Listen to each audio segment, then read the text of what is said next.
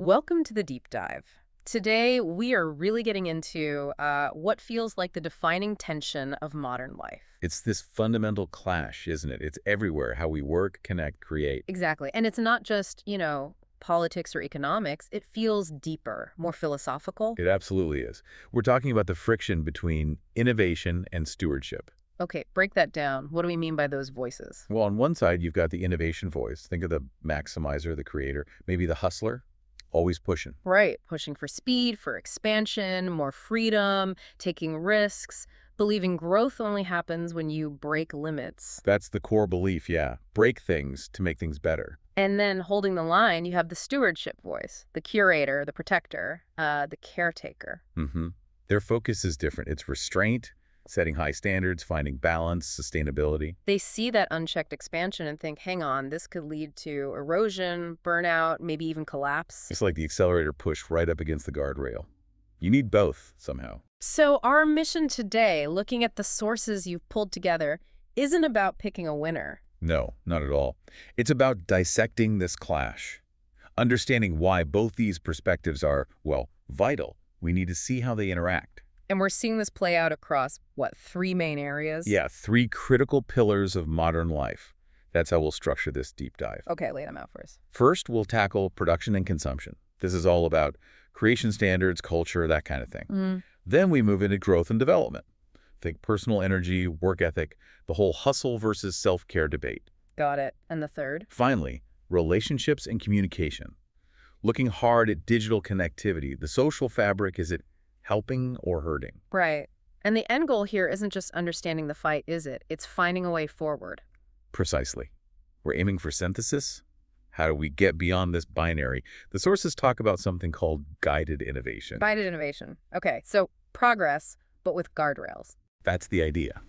Bold steps, yes, but steps taken carefully, ensuring long-term health and resilience. Okay, let's unpack this for you. So first up, this inescapable tension in how we create and what we value culturally. Yeah, and it's really exploded recently, hasn't it? Especially with AI content.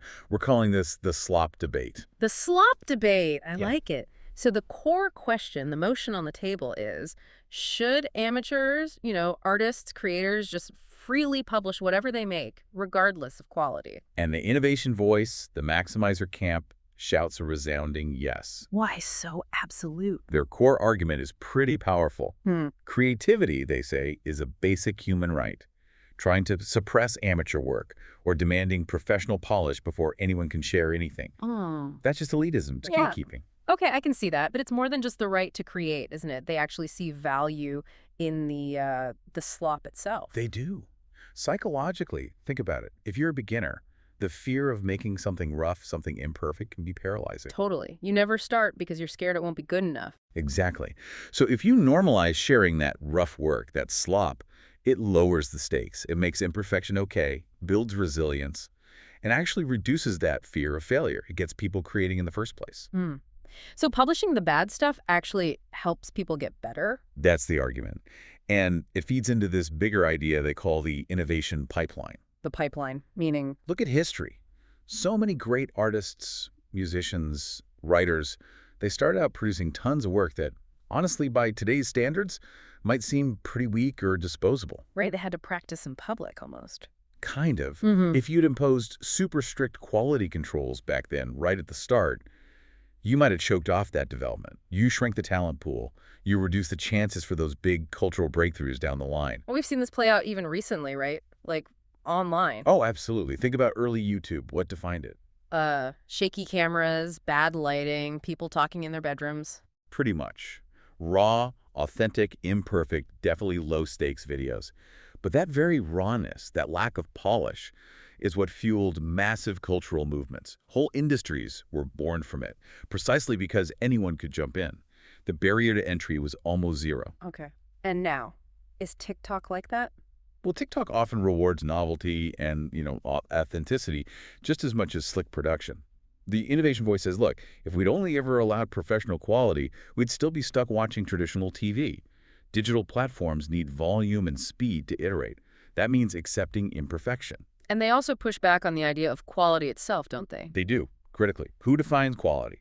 What one person calls slop, another finds charming, raw, maybe even revolutionary. Think outsider art or punk rock aesthetics. So trying to gatekeep quality often just ends up reflecting, what, class bias? Or maybe dominant cultural norms? That's their argument. It often boils down to protecting established tastes rather than fostering real diversity. Okay, that's a really strong case for freedom, for abundance, for letting 1,000 flowers bloom, even if some are weeds. But what about the flip side? What happens when that abundance isn't just messy, but maybe manipulative or just totally overwhelming? Because the stewardship voice has some serious counterarguments here. They push back hard. Their starting point is different. Creating might be a right, they argue, but publication, putting your work out into the shared cultural space, that's a privilege, and it comes with responsibility. Okay, responsibility to who or what? Fundamentally to the attention economy and to cultural standards. The attention economy, meaning our collective focus is limited and we're flooding it. Precisely. If every single piece of amateur content gets published instantly, right alongside highly crafted professional work, you get cultural dilution. It just becomes noise. And it makes it harder to find the good stuff. Much harder, especially because of how platforms work. The algorithms don't prioritize artistic merit or quality, do they? They prioritize engagement, clicks, views, shares, comments. Right, so something low effort, but maybe sensational or controversial, can easily go viral. And completely overshadow something truly excellent, but maybe quieter or more complex. That's the dilution problem. The algorithm rewards noise over signal. So just to clarify, the issue isn't the amateur making something bad for themselves for practice. It's putting that into a system designed to amplify quick reactions over quality. You've nailed it. And that's where the cynical monetization comes in. This isn't just innocent messing around anymore. You mean things like those low-effort NFT projects or clickbait articles disguised as art? Exactly. Or the huge wave of AI slop we saw really taking off between 2023 and 2025. Mass-produced generative art, instantly written articles flooding platforms. That wasn't about creative exploration, was it? Not really. The stewardship voice sees that as pure manipulation, designed solely to exploit the attention economy, grab clicks, maybe make a quick buck. And the result? It lowers collective taste. It erodes trust in actual artistry. It degrades the commons. Okay, so faced with that, the stewardship side says we need gatekeeping. But that sounds so negative. They try to reframe it. They say, look, think of it as necessary curation, not elitist gatekeeping. Like an editor at a publishing house. Exactly like that. Yeah. Publishing houses filter thousands of manuscripts. Does anyone call that unfair gatekeeping? Or is it seen as essential for maintaining literary quality and helping readers find worthwhile books? That's a fair analogy. So they argue digital platforms have a similar duty. A civic responsibility, even, to filter the manipulative noise, protect cultural value, and help elevate genuine excellence. It's about stewardship of this shared space. So the clash here is really fundamental. Is the main goal abundance and diversity, accepting the messiness that comes with it, that's innovation? Or is the goal preserving the signal-to-noise ratio, making sure excellence can actually be found and valued, even if it means filtering? That's stewardship. That's the core tension. And finding that synthesis, figuring out how to get the freedom without the cynical exploitation, that's the challenge. How do we protect the pipeline without drowning in the flood? All right, so moving from the cultural sphere to, well, us. Our own lives, how we manage our energy, our drive, our careers. Yeah, the next big clash is this constant tug of war between hustle culture and self-care culture. It feels like everyone's caught in this bind. It really does. So the motion defined by the sources here is, does hustle culture offer a better default mindset for navigating modern life compared to self-care culture? And the innovation voice, the hustle camp, jumps right in with a really urgent argument. They frame hustle not as, simple greed or ambition. But as what? As economic survival, as necessary personal agency in what feels like a really precarious modern world. Okay, back that up. Why survival? Well, they point to some pretty stark data. The whole economic landscape has shifted dramatically, hasn't it? Wages have stagnated for many, while costs, especially for essentials like housing, have just exploded. Yeah, you hear stories about younger generations struggling way more than their parents did. The source material highlights that.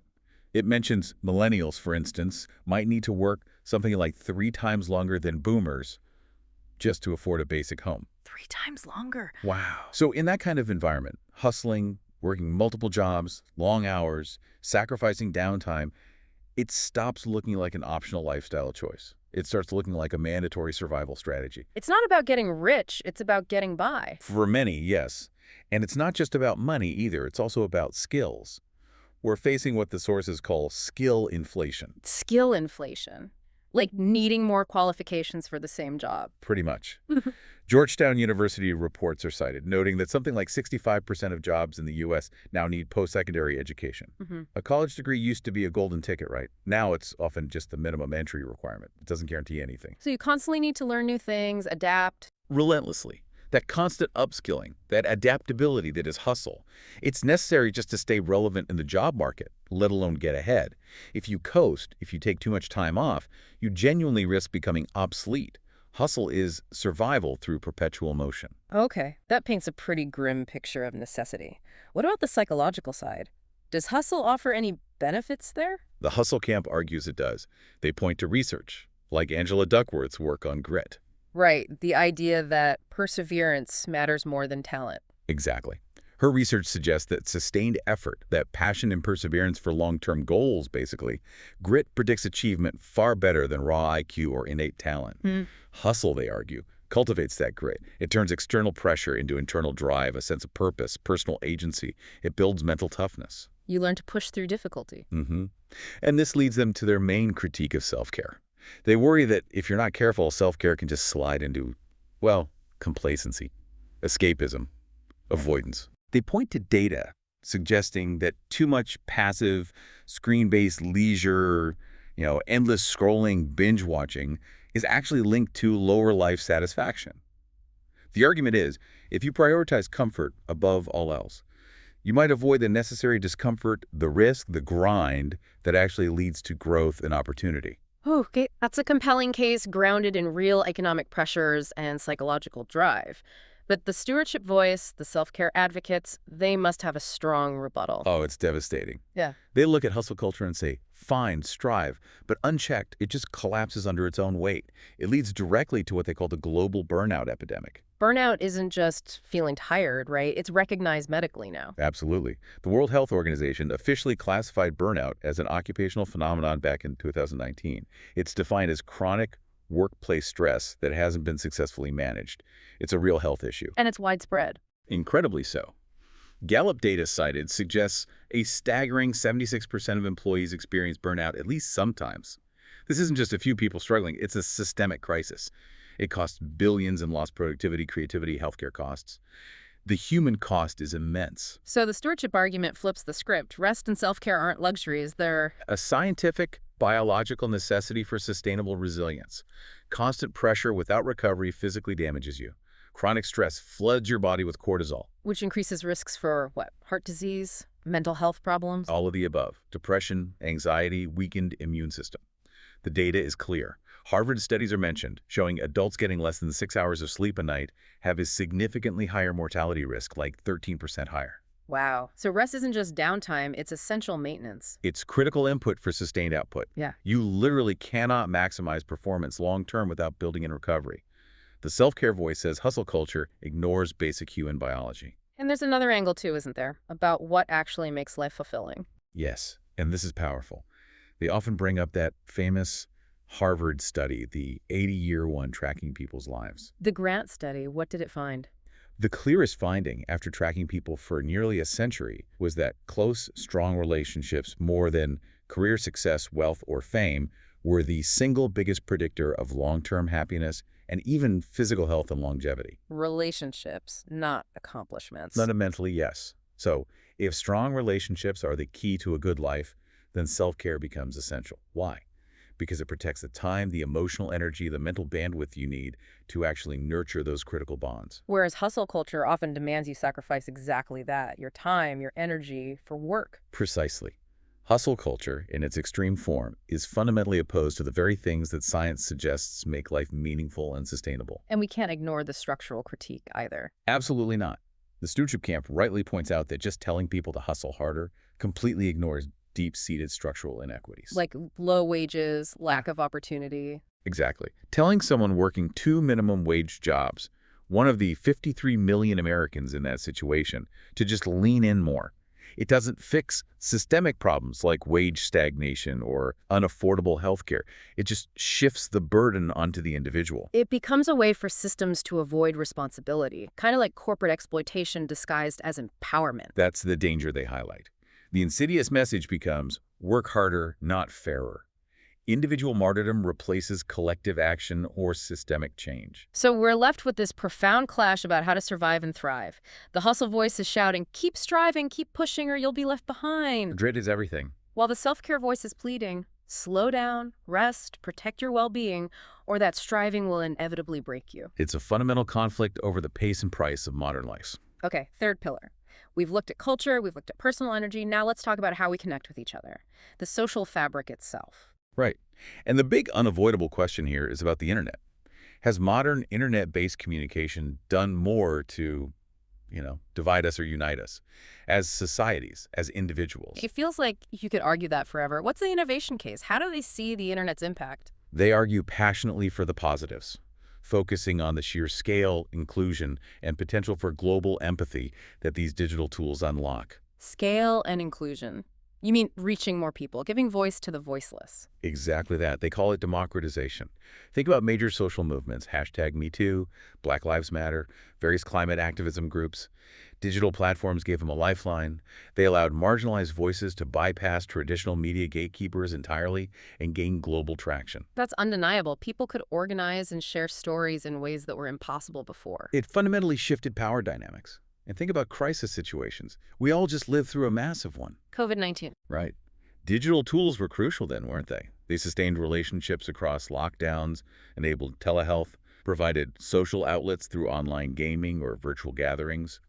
The innovation side sees this as proof of resilience, a vital safeguard against isolation when physical connection is impossible. Okay. And what about empathy? Does seeing more of the world online make us more empathetic? That's the hope. The argument is that exposure to diverse online communities, to viral stories about people facing struggles in different parts of the world, it increases tolerance. It can mobilize empathy and activism on a scale never seen before. It forces us out of our local bubbles. So the internet didn't necessarily create the divisions we see. Proponents argue strongly against that. They challenge the nostalgia for a simpler pre-internet time. Life wasn't simpler, they say. It was just narrower, less visible. So the internet is more like a mirror. Kind of. A magnifying mirror. It didn't invent prejudice or injustice or political divides. It just made them hyper-visible, globally, forcing societies to actually confront issues that might have been simmering beneath the surface for decades. It revealed what was already broken. That's a really strong defense of connectivity as a force for visibility and potential progress. It is. But the stewardship voice must see a darker side to all this connection, a cost to the depth or authenticity of our relationships. A profound cost. They argue this massive expansion in reach comes at the expense of depth, leading to the erosion of the social fabric. How does that erosion happen? What's the mechanism? Their primary concern is the rise of superficial ties. Digital tools make it easy to have hundreds, maybe thousands of friends or followers, but studies consistently link heavy social media use with increased feelings of loneliness and anxiety. So more connections, but less connection. That's the paradox. Yeah. The stewardship view is that prioritizing the sheer breadth of weak ties over the intimacy of strong ties leads to shallow, less fulfilling relationships. Real vulnerability, deep trust. Those things are harder to cultivate through screens and curated profiles. And this gets worse because of how the platforms themselves are designed, right? The whole filter bubble issue. Exactly. It's not just about shallow connections. It's about algorithmic polarization. We need to unpack that a bit. It's not just that people disagree. Online disagreement is normal. It's that the platforms actively encourage the disagreement. They often do, because their core business model relies on maximizing engagement and what's reliably engaging. Outrage, fear, making people feel morally superior. Bingo. Algorithms learn to prioritize content that triggers strong, immediate emotional reactions. Your sources mention that MIT research showing false news spreads something like 70% faster than true news online. 70% faster. Wow. Yeah, because it's often more novel, more shocking, more emotionally charged. This creates a feedback loop. It rewards outrage, reinforces our existing biases by feeding us more of what we already agree with the filter bubble, and fundamentally erodes trust. Trust in information, trust in institutions, trust in each other. And this environment, this online hostility, it changes how we interact. Drastically, it leads to a real loss of accountability. Think about it. The potential for anonymity, the lack of immediate consequences, the absence of nonverbal cues like body language or tone of voice. Makes it easier to be cruel or passive-aggressive. Much easier. Trolling, pile-ons, context collapse, where nuance is completely lost. The patience, the empathy, the willingness to understand different perspectives, those things that are crucial for healthy face-to-face dialogue, they often evaporate online. We're talking to screens, not with people. Okay, but what about the empathy point the innovation side made? Doesn't seeing global issues foster empathy? The stewardship voice offers a crucial, perhaps cynical nuance here. They worry that what platforms often foster isn't deep, sustained empathy, but performative empathy. Performative empathy, like showing you care for social points. Kind of. Sharing a hashtag, changing your profile picture filter, posting a heartfelt-sounding statement, actions done partly, maybe mostly, for social signaling, for clout, rather than out of genuine, deep concern that leads to meaningful action. And the risk there is? The risk is the trivialization of real suffering. Complex global crises or deep social injustices get reduced to fleeting, disposable, trending topics. Empathy becomes a performance, not a motivator for change. Okay, so the final tension here is massive. Does the benefit of global connectivity, inclusion, and awareness, the innovation upside, does that outweigh the very real harms of algorithmic polarization, shallowing relationships, and eroding trust, the stewardship downside? That's the core dilemma. How do we get the reach without fueling the rage? How do we use these powerful tools without letting them corrode the very fabric of our society? Okay, so we spent this deep dive mapping out these intense conflicts, right? Freedom versus responsibility, expansion versus preservation, speed versus sustainability, in culture, in work, in relationships. And in every single area, both the innovation voice and the stewardship voice have made really compelling cases, backed by evidence, for why their approach is essential for navigating modern life. It really feels like you can't just pick one side and ignore the other. You absolutely can't. Living at either extreme seems, well, dangerous. Unchecked innovation. We saw where that leads. Burnout, exploitation, cultural noise, maybe even societal breakdown through polarization and mistrust. It's a path to broken systems. But pure, absolute stewardship isn't the answer either, is it? No way. That leads to stagnation. Stifled creativity and opportunity. It risks reinforcing old, unfair power structures, those elitist gatekeepers holding everything back. That's a path to missed potential, missed progress. So if neither extreme works, we need something else. A middle way, a synthesis. Exactly. The goal isn't choosing, it's integrating. The source material points towards this concept of guided innovation. Guided innovation. Okay, let's really define that. What does it mean in practice? It means recognizing fundamentally that speed must be balanced with sustainability, that progress needs guardrails. So it's a core agreement almost. It has to be. Innovation needs to accept, even welcome, certain stewardship guardrails as necessary for long-term health. And stewardship needs to be really careful not to become rigid gatekeeping that just stifles positive, essential growth. It's about finding that dynamic balance, not sacrificing speed entirely, but making sure the direction is sustainable. Precisely. Balancing speed with sustainability across the board. Okay, so how does this hybrid principle, guided innovation, actually change how we approach those three pillars we discussed? Can it really unify these opposing forces? I think it offers a clear path forward. Let's take them one by one. Start with production and consumption, the slop debate. Okay. Guided innovation says, yes, allow mass creation. Let amateurs publish. Maintain that freedom because, as we discussed, it fuels the innovation pipeline. You need that raw material. But that freedom must be paired with much stronger, more active curation against harmful exploitation. We need systems, technical, social, maybe regulatory, that can clearly distinguish. Distinguish between what? Between harmless, exploratory human slop, the beginner learning, the quirky amateur video, and malicious, manipulative machine slop or cynical exploitation. Like AI-generated spam, disinformation campaigns, clickbait designed only to game the algorithm. Exactly. The stuff created purely to flood the zone, confuse people, and make a quick buck by exploiting attention. Guided innovation says, Protect the human creator's freedom, but clamp down hard on the manipulative exploitation. So the platforms can't just be neutral amplifiers anymore. They have to take on a curatorial role, actively filtering the bad actors. That's the implication. Freedom for genuine expression, yes. Responsibility to filter manipulative noise, absolutely. Stewardship becomes part of the platform's design. Okay, that makes sense. What about the second pillar? Growth and development. Hustle versus self-care. Guided innovation here means embracing the need to strive, to adapt, to hustle boldly. We need that agency and grit. The hustle voice rightly champions, especially given the economic realities. But again, there's a but. A crucial one. That striving, that hustle, must happen within a framework that includes structured, non-negotiable cycles of rest and self-care. These cycles need to be built into the system, not just an afterthought. So it redefines what good hustle even looks like. Completely. Self-care stops being an indulgence you might squeeze in if you have time. It becomes a critical strategic component of sustained productivity and long-term well-being. Like how elite athletes train. Intense work periods followed by mandatory recovery. Exactly like that. Strategic innovation integrates recovery. Pushing yourself to the point of burnout isn't heroic, it's just bad strategy. Guided innovation insists that sustainable growth requires recovery. It's not weakness, it's essential maintenance for the long haul. Okay, and the final pillar, relationships and communication. The internet's impact. Guided innovation says, absolutely, let's leverage digital tools for their strengths.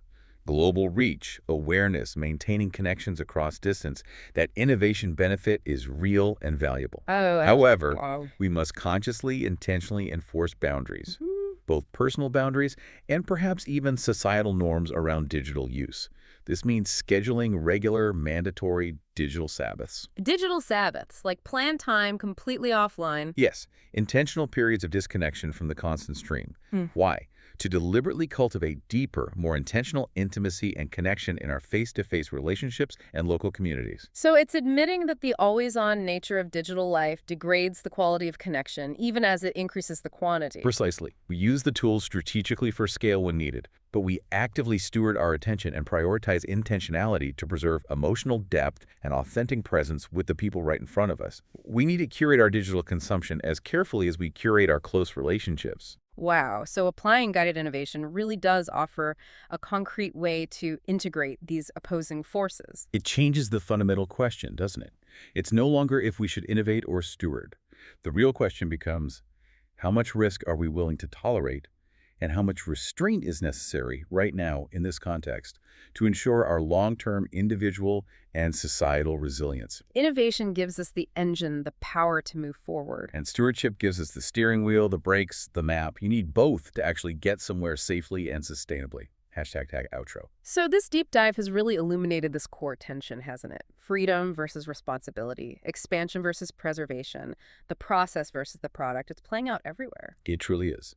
Dictating the rules of culture, shaping the demands of the modern economy, and defining the health or sickness of our social connections. And the key takeaway, the unifying thread that seems to run through all these conflicts, is this need for guided innovation. Yeah, that understanding that relentless speed without mindful sustainability just leads to burnout and collapse. Yeah. And that real lasting progress demands we integrate that stewardship perspective. Yeah. We need the guardrails as much as we need the accelerator. Which leaves us and you with one final thought to mull over, something building on everything we've discussed today. If modern internet communication really is, as the innovation voice sometimes suggests, mostly just a mirror, a powerful mirror, maybe, but one that primarily magnifies the divisions and tendencies that were already present in society, then what fundamental responsibility does that place back on you? On the individual learner, the citizen, the user? Does it mean you have to become the primary curator, the filter, the steward of your own attention, your own energy, your own connections? If the platform is just reflecting our collective selves, maybe improving the reflection has to start with each of us demanding better, more mindful engagement from ourselves first. Something to think about. We really hope this exploration gives you a clearer framework for understanding these powerful forces shaping our world, and perhaps some ideas for how you can find that balance between speed and sustainability in your own life. Keep wrestling with these big questions. Absolutely. Until the next deep dive, keep learning.